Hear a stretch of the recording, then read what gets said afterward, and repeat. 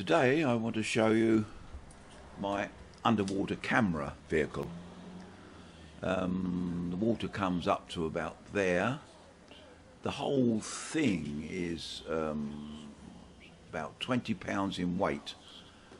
With just a light on the top, really, just to warn other model boats what's happening.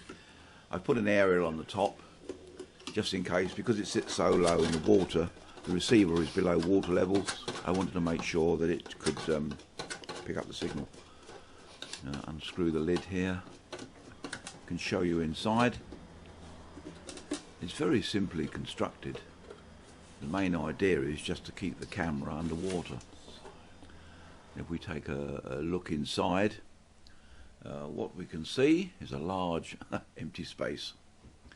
This is where the video camera is going to sit. We have a clear front end, so the camera's got a clear view. At the bottom we have a movable base.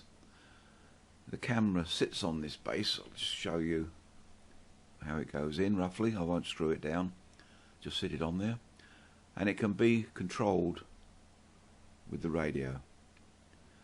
This gives you the opportunity to look down to the bed of the lake straight ahead, or when balanced properly can look slightly above the surface. As you can see, the clear screen here on the front. If I just move the camera around, you can see all that happens. The base is operated by a servo. There we are. Just that's all it does. Just rotates up and down. The camera looks out about that height. As you can see, the water level is 2 or 3 inches from the top. At the very bottom, I've installed a light, because sometimes it's quite murky. Although it's not that deep, it's quite murky below the surface, so I've installed a light just to give a bit of extra vision. The section that you can see the camera fitted to is the heavy ballast weight, of course. And now we take it down to the lake. First thing we want to know, will it keep the water out? Is it movable? And it moves quite well. It's pushed around by a Springer tug. The whole assembly is just hooked onto the front of the Springer tug with a couple of springs. So all we'll do here is just to try a few manoeuvres to see if the tug can push the thing around quite well. It seems to be operating okay. You can see the blue light flashing on the top. I don't think it's really necessary. You know, just a little tweak I thought I'd put in when I was building. And if we look down, we might be able to see the light. You make it yourself underneath. Well, I mean, all camera and that. Yeah. The other thing we've got. Yes, she manoeuvres quite well. I don't think we've got a problem there. Just do a couple of circuits just to make sure that we can check there's no water got inside. Yeah, I think you can see the actual light now, can't you? If we look down, there we go. Whether we use it or not, I don't know, but it's there if needed. There we go. Bring her alongside. You can see the front is quite high at the moment, because in this test run it's not got the camera in there, which I intend to use at a later date. So she will be sitting a couple of inches lower than you can actually see in this picture. I'm quite happy with that. The control seems to be very good. We'll have a look inside in a moment to make sure we have no water inside, and everything's good. Then we'll go for a camera test. Give it a bit of throttle, see how it reacts. In fact, what we're going to do today, we're going to survey the lake floor. I want to see how much debris there is down there. that full bore? You know, when your model boat's going along and all of a sudden the prop fails and the surface looked clear, you wonder where it picked up all that muck. And the other thing, of course, is as the water level goes down, I often wonder how much clearance there is between the keel of the yachts and the lake bed. I'm pretty sure there can't be a big gap. And just recently the water level's been dropping quite dramatically. So it'd be interesting to see just how much space we've got between the lake bed and some of the largest yachts we've got in the club. Okay, so we'll move away from the lakeside and let's see how she goes. Right, here's a view with the camera tilted above the water, just so you can see how the mechanism works.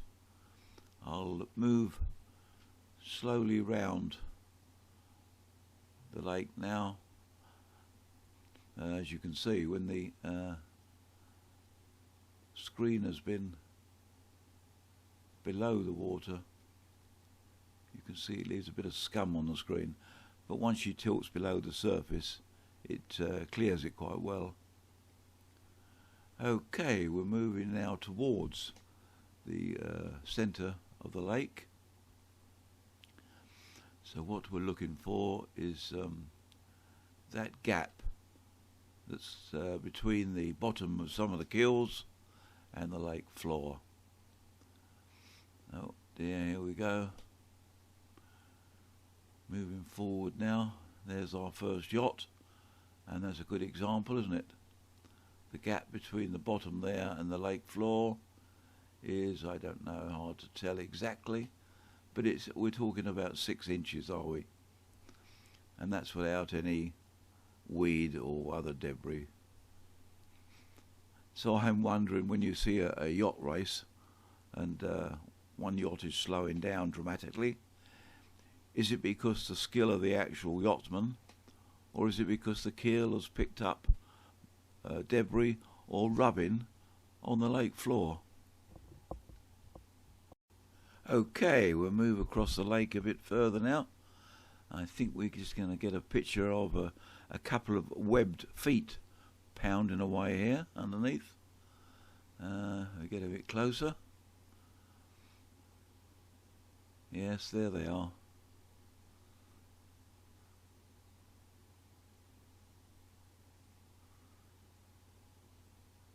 Right, now let's see if we can pick ourselves out another yacht, just so we can judge this gap. And here we are coming up on the left hand side. We've got another yacht and a good side view of the gap between the keel and the lake bed.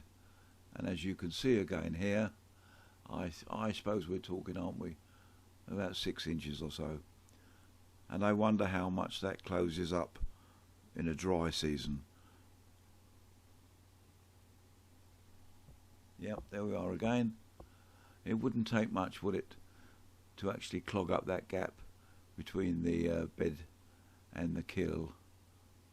I wonder how many yachtsmen have been frustrated with the fact that they've thought it's been their sailing abilities that the yacht is slowing down, and not realising that there's something grabbing hold at the bottom of their boat. Right, I think that'll do for today. I think that demonstrates the use of my camera barge. So we'll head back towards the lakeside and get picked up out of the water, and I think we'll just call it a day. Thank you for watching. Bye.